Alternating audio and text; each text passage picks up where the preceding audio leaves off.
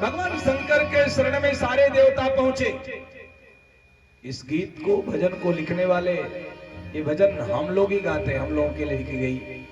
मिर्जापुर के मझवा के रहने वाले श्याम बिहारी सिंह जी ने इस भजन को लिखा है। कई भजन उनकी आपको नहीं मिलेगी, आपको यहाँ सुनने के लिए। निवेदन करो, भगवान शंकर के शरण में सब जाकर पाइमाम पाइमाम त्राहिमाम त्राहिमाम, देवता सब खड़े। शंकर जी ने देखा, क्या हुआ? देवताओं ने कहा, सरकार, बिना आपके हम लोगों की वेदना कोई दूर नहीं कर सकता। शंकर जी ने कहा, हुआ क्या? का एक छोटा सा बच्चा समंदर से प्रकट हुआ और ब्रह्मा जी की दाढ़ी पकड़ लिया। सब थक गए, लेकिन दाढ़ी यानी उनका मान सम्मान जा रहा है। ब्रह्मा जन्म के देवता हैं, जन्म देने का काम ब्रह्मा खुदे। ब्रह्मा को समझ में नहीं आ रहा कि इसको तो मैंने रचा नहीं, ये कहां से आया? अब तो मेरा सम्मान ही जा रहा है, मूल यहां है। और शंकर भगवान संहार के देवता, लेकिन संहार के देवता ने सृजन किया है। शंकर जी तो जान गए, आए जैसे बच्चे का स्पर्श किए, उसने ब्रह्मा जी को मुक्त किया। जब मुक्त किया, सारे देवताओं ने उसको वरदान दिया, आशीर्वाद दिया, शक्ति दिया। पुंज हो गया उसके पास बल का। और मैया, अब तक आप जानती थी भगवान के बेटे का नाम, पुत्र का नाम शंकर जी के कार्तिकेय, दूसरे का नाम गणेश, लेकिन ये भी शंकर जी का ही अंश है। जब ये बहुत बलशाली हुआ तो इसका आगे नाम जाकर के क्या पड़ा? जलंधर। बाबा तुलसी लिखते हैं कि एक कल्प सुर देखी दुखारे, समर जलंधर सन सब हारे। एक कल्प में ये घटना घटी पार्वती। उस जलंधर से सारे देवता हार गए। और जब सारे देवता हार गए तो जब सब लोगों की वेदना इतनी बढ़ गई कि किसी को कहीं शांति नहीं मिली, तो फिर भगवान शंकर के शरण में सब लोग, भगवान आपका जो अंशभूत है, आपका जो अंशभूत है वो पूरे संसार में आतंक का पर्याय बन गया है। न देवता अपना कार्य कर पा रहे हैं, न साधु मुनि तपस्या कर रहे हैं, न विरक्त अपने विरक्ति को कायम कर पा रहा है, न संन्यास्त अपने संन्यास के धारण में अपने आप को स्थिर पा रहा है, न साधु की साधुता ठहर पा जा रही है, न स्त्री के सती की पतिव्रता ही उसकी स्थिर बनी हुई है। हे सरकार, आप चाहोगे तो वेदना दूर होगी। अब ध्यान देना, शंकर जी ने कहा, अच्छा हाँ, दूर करो दुख भगवान। शंकर जी कैलाश के शिखर पर खड़े हुए, उठाए हाथ में त्रिशूल, हाथ में त्रिशूल लेकर के जैसे 2 कदम शंकर जी आगे बढ़े, पूछा गया, ये कौन जा रहे हैं? बाबा ने, तुलसीदास ने शंकर जी का वर्णन करके बताया है, ये कौन है? कहा, ये तो करालम महाकाल, कालम कृपालम, करालम महाकाल, कालम कृपालम, गुणागार संसार परम न तो हम, गुणागार संसार परम न तो हम, तो सारा संसार गौरम गभीरम, तो सारा संसार गौरम गभीरम, मनोभूत कोटि प्रभासी शरीरम, मनोभूत कोटि शरीरम करालम महाकाल। ये विकराल कराल महाकाल है। और जब महाकाल अपने त्रिशूल को हाथ में लेकर के आंख एकदम क्रोध से लाल हो गई है, पूरा शरीर में उद्वेग हो गया, देवताओं की पीड़ा भगवान शंकर को बर्दाश्त नहीं हुई। आज जैसे भगवान शंकर आगे बढ़े, हम बड़गो बसवारी के क्षेत्र के लोग से पूछना चाहते हैं, महाकाल मृत्यु जिनकी दासी है, मृत्यु जिनकी दासी है, अगर वो महाकाल किसी को मारना चाहे, वो मरेगा कि बचेगा? जोर से बोलिए। कुछ लोग सोच रहे हैं फंस न जाए बोले। महाकाल जिसको मारना चाहेंगे वो मरेगा कि बचेगा? मौत जिनकी दासी है, उनके इशारे से मृत्यु चलती है। वो जिसको मारना चाहे बचेगा? नहीं बचेगा।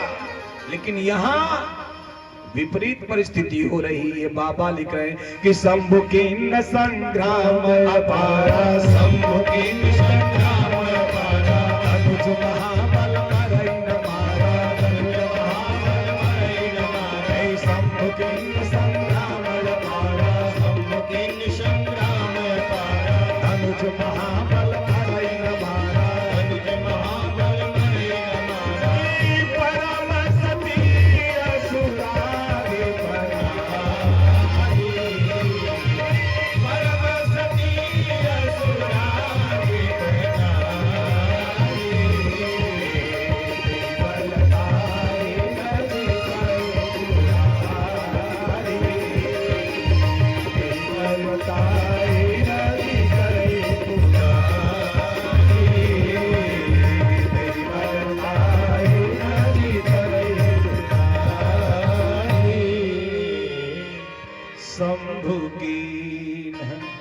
संग्राम कहता बोले संग्राम अपार।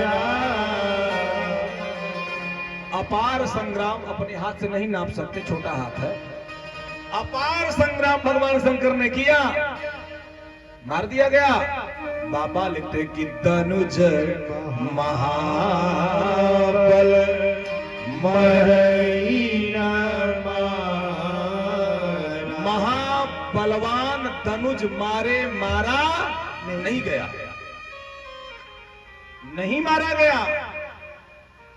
हम लोग थे जब हाई स्कूल में, तो व्याकरण ग्रामर में आता था डायरेक्ट एंड इनडायरेक्ट नरेशन।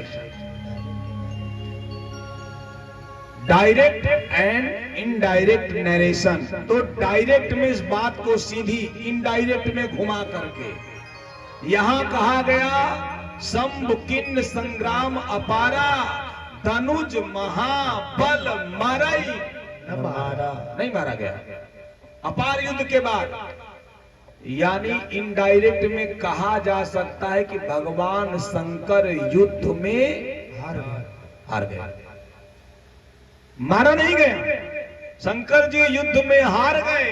और जब शंकर जी युद्ध में हार गए, तो जिस शंकर भगवान के त्रिशूल के और पिनाक के बाण से, तारकासुर से लेकर के जितने वो जो है राक्षस बड़े बड़े हुए, जितने लोग हुए, त्रिपुर को मारने वाले के बाद त्रिपुरारी हुए, त्रिपुर का नाश किया भगवान ने अपने पिनाक से। तो जो भगवान के सामने दैत्य, दानव, राक्षस, मानव, कीट, मतंग, पतंग, विरक्त, सन्यासी, ये सब जिनके सामने नतमस्तक हो गए, जिनके छत्र छाया में जीवन यापित करते, यानी जो शंकर जी किसी से नहीं हारे, वो किससे हारे? भोजपुरी में कहावत है, जे केहू से ना हारेला। आगे वो अपना जन्मले से, वो अपने जन्मले से हार जाला। वहां बुधिया फेल हो जाले सबकार। शंकरो जी को फेल हो गई, अपने जन्मले से हार गई ना शंकर भगवान। अब सोचिए क्या स्थिति रही होगी शंकर जी की। अब सारे देवता पहुंचे कहां? श्री हरि विष्णु के पास क्षीर सागर में। भगवान विष्णु के पास सारे देवता पहुंचे। जब सब देवता विष्णु भगवान के पास पहुंचे, जब भगवान की स्तुति किए, भगवान योग निद्रा में थे, आंख खोले तो सबसे पहले देवाधिदेव महादेव का दर्शन। अरे प्रभु स्वागत है आपका क्षीर सागर में, निज धाम में बड़ा स्वागत है। आपको आना, आप एक बार आदेश दे दिए होते, हम कैलाश पर आ गए होते। अब शंकर जी को बोलिए नहीं आ रही है, क्या आए? घर ही आ रहे हैं। देवताओं ने कहा सरकार विवश होकर के आए हैं। अच्छा, जानते हो देवता राक्षस में एक अंतर बहुत बड़ा है। देवता भोग विलासी है, भोग में है, भोग योनि देवता है।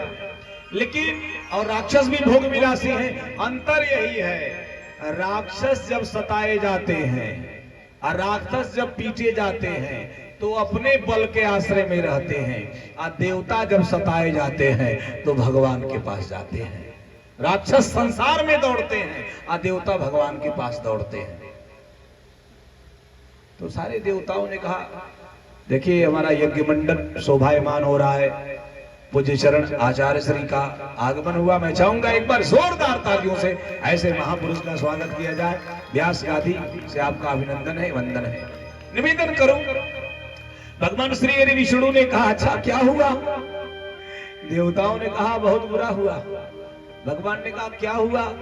कहा एक जलंधर नाम का दैत्य, एक जलंधर नाम का आतंकवादी पूरे विश्व में, ब्रह्मांड में आतंक फैला दिया, बड़ा युद्ध हुआ।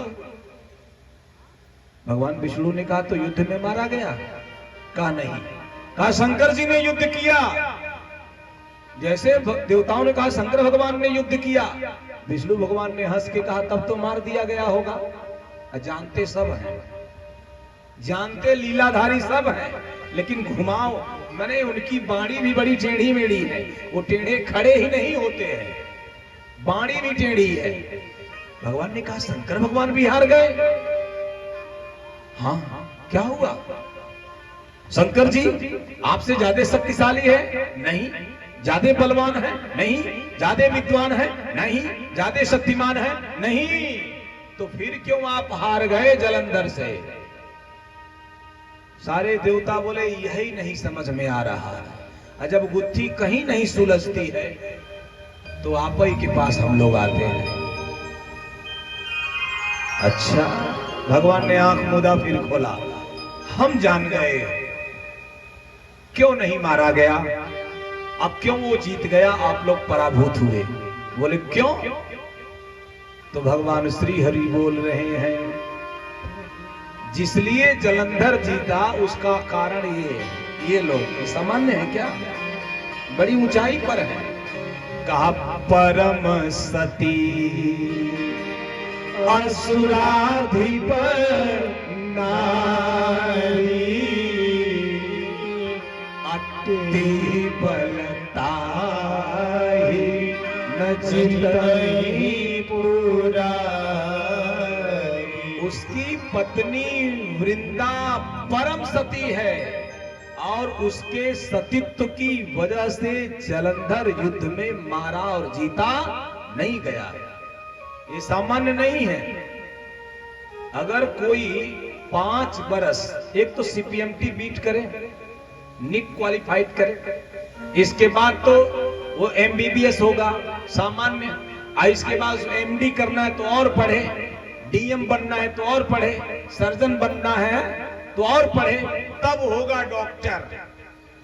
आज जैसे उसका विवाह हुआ, ये बिना पढ़े लिखे क्या कहलाएंगी? डॉक्टर आएंगे। पढ़ा बेचारा वो 8-10 बरस, मेरी डिग्री इनके हाथ में, पढ़ लिख करके कोई मास्टर बना, ये क्या कहलाते हैं? मास्टराइन। कोई पढ़ लिख करके एलएलबी एलएलएम किया, बैरिस्टर बना, वकील बना, ये क्या कहलाती हैं? बिना पढ़े अच्छा मान लेते कोई डाकू हो गया तो उसकी पत्नी को कोई माई का लाल पैदा है डकवाइन कहने वाला, खोपड़ी खा जाएगा। यानी सिद्ध है, तो विनोद हम कर रहे हैं, ये सिद्ध है कि आपके पुण्य में ये 50% भागी हैं, लेकिन आपके पाप में इनका 1% हिस्सा नहीं है, ये शास्त्र कहता है। अच्छा एक बात बताओ, ये सामान्य है, हमको धन चाहिए तो हम किसकी पूजा करते हैं? लक्ष्मी की। तो वित्त मंत्रालय किसके पास है? निर्मला सीतारमण के पास कि हमारे आपके पास है? इनके पास है। इन 9 दिन शक्ति चाहिए तो किसकी पूजा किए हैं? किसकी? दुर्गा जी की। ई मंत्रालय किसके पास है? इनके पास है। अगर हमको ज्ञान चाहिए तो किसकी पूजा करते हैं? सरस्वती की। वो विभाग किनके पास है? जितना बढ़िया विभाग है आप ही लोगों के पास है। हम लोगों के पास क्या है? न अर्थ है न वित्त है, हम लोग चारों पांव। हम आगे क्यों कहें, आप समझे बुझे उस बात को। सब तो आपके पास है, अपने पास तो कुछ नहीं है। सीधी सी बात है, आप ही से सब लेना है। भगवान श्री हरि विष्णु ने हंस करके कहा, मैं जान गया जलंधर की ऊर्जा का केंद्र बिंदु कहां है। अरे सरकार कहां है? बा उसकी पत्नी सती वृंदा। तो सरकार आखिर में जलंधर मारा कैसे जाएगा? भगवान श्री हरि विष्णु ने बड़े ध्यान से सुनिएगा कहा, दुनिया के लोगों, अब तक आपने रामा अवतार, बामना अवतार, परशुरामा अवतार, सिंहा अवतार, नरसिंहा अवतार, वाराहा अवतार, मत्स्य अवतार, कस्पा अवतार, कपिला अवतार, बुद्धा अवतार, सारे अवतार हमारे देखे। अब मैं अवतार लूंगा।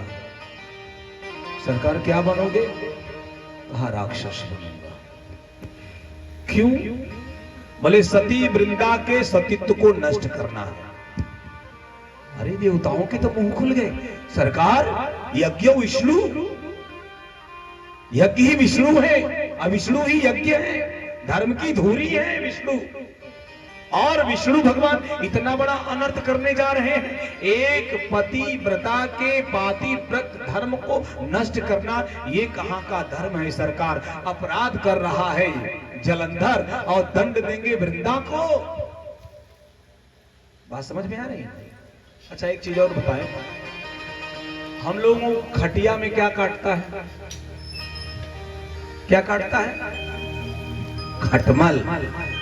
पिटाई किसकी होती है? खटिया। क्या काट कौन रहा है? खटमल। लाठी कौन खा रही है? खटिया। काहे का न्याय है? इसलिए है कि खटमल काट करके खटिया में छुप गया। यानी खटमल को संरक्षण कौन दे रहा है? खटिया।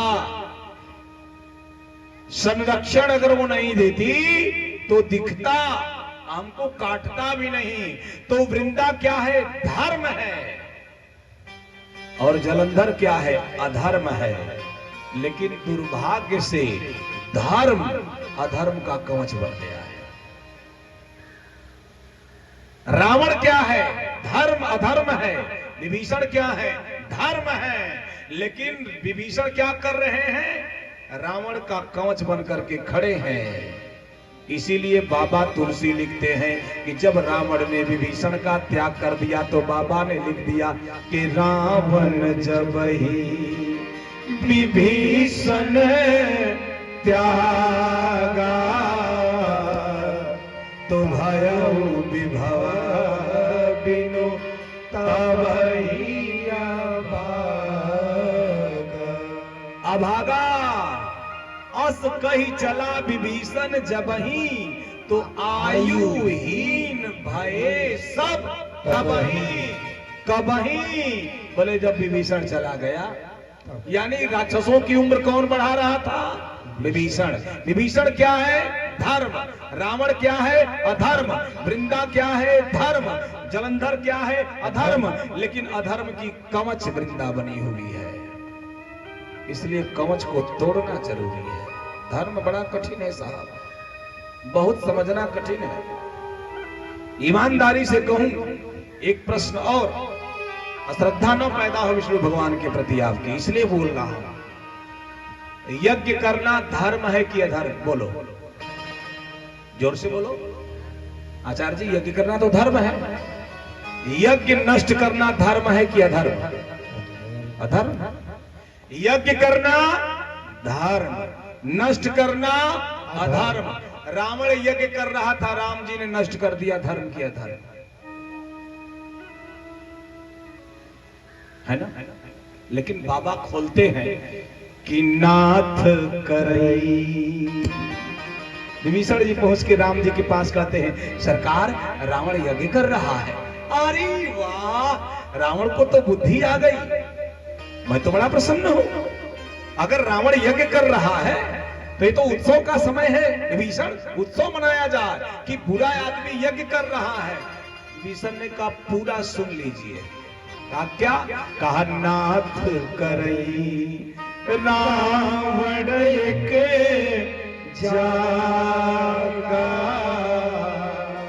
लेकिन सिद्ध भय नहीं मरही अभागा। यज्ञ करने वाले को अभागा कहा गोस्वामी जी ने, जबकि वो भाग्यवान कहा जाएगा। लेकिन इसलिए कोई कोई कार्य दिखने में अच्छा है, लेकिन करने वाले की अगर भावना बुरी है तो परिणाम बुरा आता है।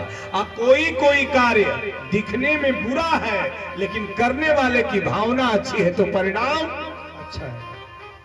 भगवान विष्णु ने कहा, अगर एक वृंदा सती के सतीत्व के वजह से दुनिया की और माताओं बेटी बहनों की मांग उजड़ रही है, तो एक सती की मांग को उजाड़ देना, उसके सतीत्व को नष्ट कर देना ही यहाँ पर धर्म है।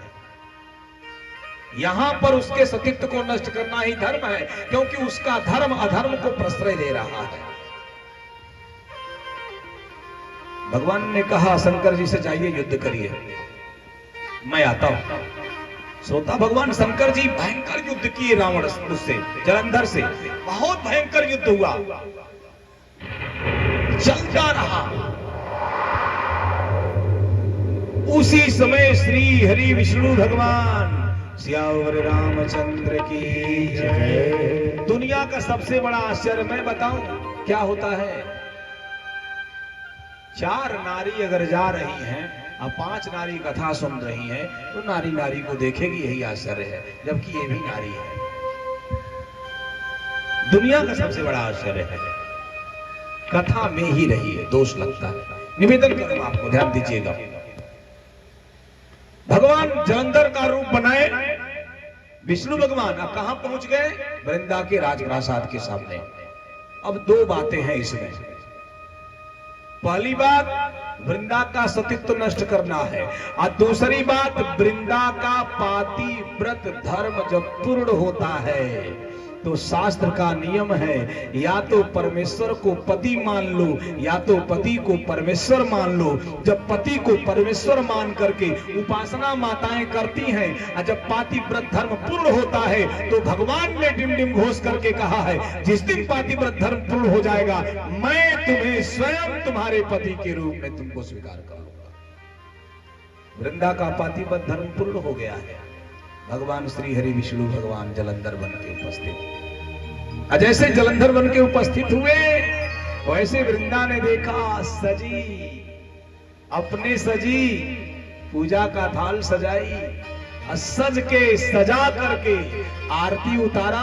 जलंधर रूपधारी विष्णु भगवान की आरती उतार करके हाथ को पकड़ा, अंतःपुर में ले गई। जैसे अंतःपुर में ले गई, पर पुरुष से पातिव्रत धर्म, पर पुरुष से सती का स्पर्श हुआ और पातिव्रत धर्म नष्ट हुआ। जैसे नष्ट हुआ वैसे युद्ध में जलंधर कवच टूट गया, कवच टूट गया। मैया, जिस दिन आप अपने पति को परमेश्वर मान करके एक ही धर्म एक व्रत नेमा काय वचन मन पद प्रेमा, जिस दिन आप अपने पातिव्रत धर्म को पूर्णतया जीवंत होकर के जीने लगेंगी, एक बार यमराज को भी आपके पति की तरफ आंख उठाने में सोचना पड़ जाएगा।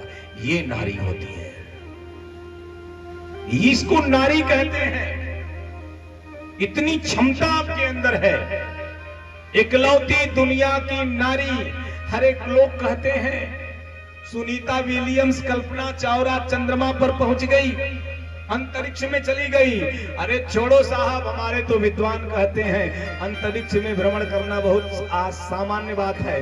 हमारे भारत की नारी मैया सावित्री अपने पति सत्यवान के प्राण को बचाने के लिए जमपुरी तक की यात्रा करके पति के प्राण को बचा लिया। ये नारी है।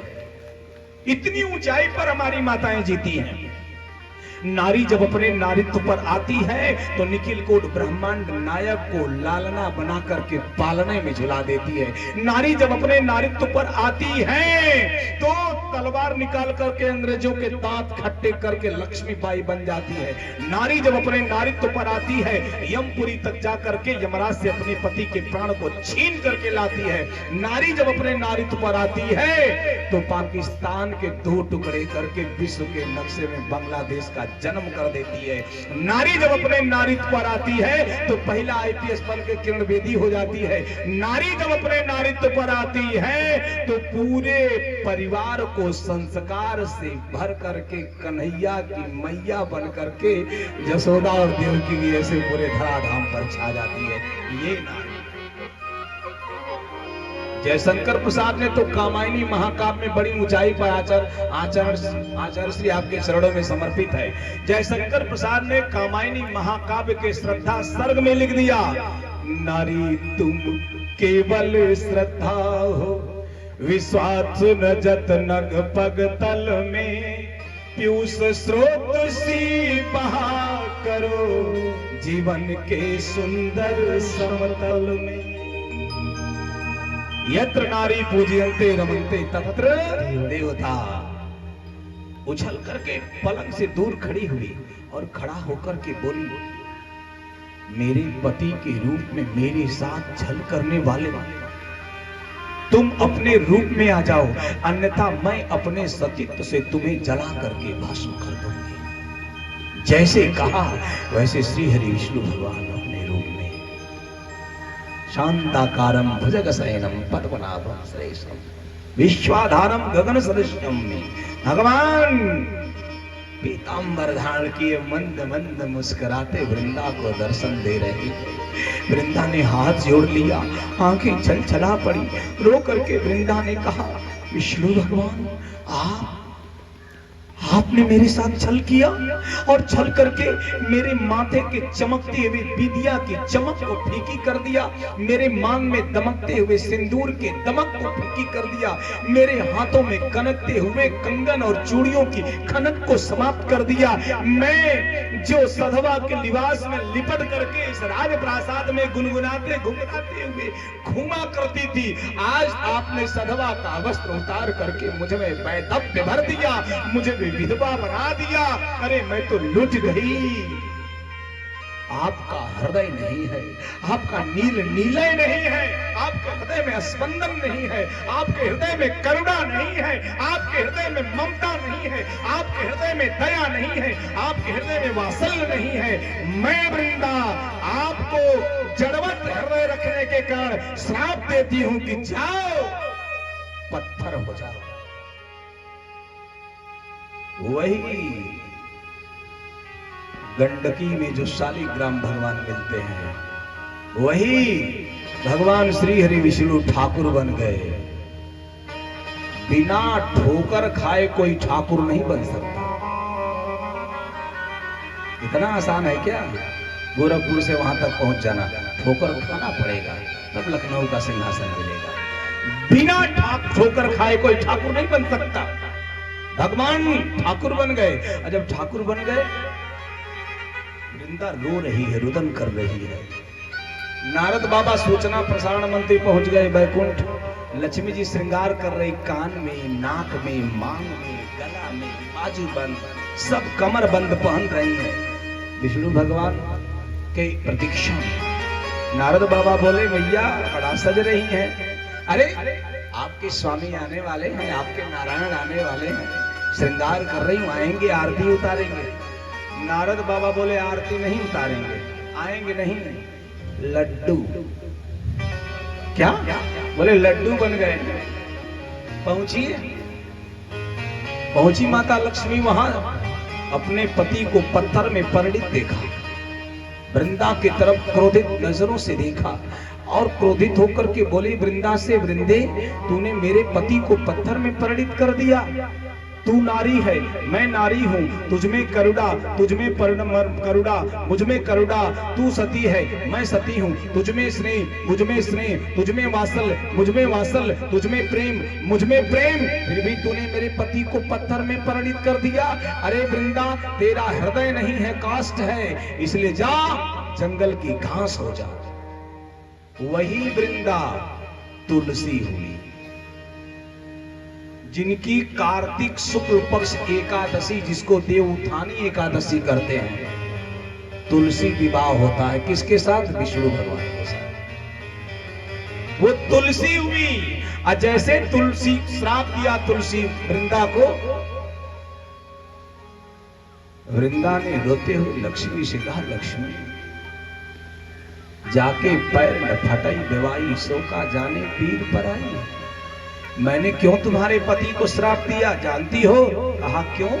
अच्छल करितारे सुब्रत प्रभु सुर कारज के, अजब ते ही जाने मरम सब श्रोप श्राप कोप कर दी, श्राप दिया कोप में आकर के क्रोधित होकर के, इसलिए मैंने तेरे पति को श्राप दिया। और तू कहती है तू सती मैं सती। सती की वेदना समझने का प्रयास किया लक्ष्मी। मेरी जगह पे आप होती और आपको कोई पर पुरुष स्पर्श करता तो आपके हृदय में कितनी वेदना होती। वैसे ही मेरे साथ हुआ। अब मैंने श्राप दिया और तूने मुझ निरपराधिनी वृंदा को श्राप दिया है, इसलिए हे लक्ष्मी, मैं वृंदा तुम लक्ष्मी को श्राप देती हूँ कि जब मेरा पति जलंधर मर करके रावण बनेगा और तू लक्ष्मी जब सीता बनेगी, और जब अरण जो है तुम्हारा दंड कारण में मेरा पति सूने में तेरी कलाई पकड़ेगा, तब तुझे पर पति के स्पर्श का दुख होगा। ये मेरा श्राप है। इसलिए बाबा लिखते कि सून बीच दस कंधर देखा, आवा निकट जति के देखा। जब स्पर्श किया, अब पकड़ा, सीता जी को विमान पे बिठाया तो सीता जी को वृंदा का श्राप आया। हा लक्ष्मण महाबाहो गुरु चित प्रसाद कर, हिरणमाणा न जानसी रक्षसा काम रूपिणा, जीवितम सुखमर्थम च धर्म हेतु परित्यजन, हिरणमाणा अधर्मेणा माम रक्षसी। हाँ लक्ष्मण तुम्हारे नहीं तो लक्ष्मण तुम्हारे नहीं तो सुफल पायो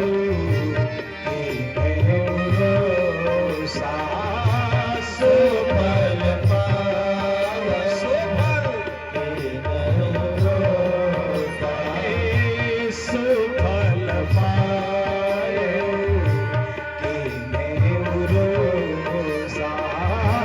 सुफल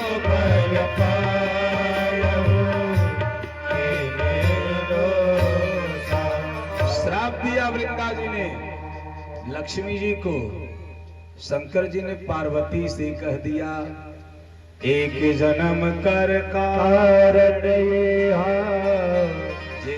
राम धरी, एक जन्म का यह कारण है जिसके लिए राम को नर तन धरना पड़ा।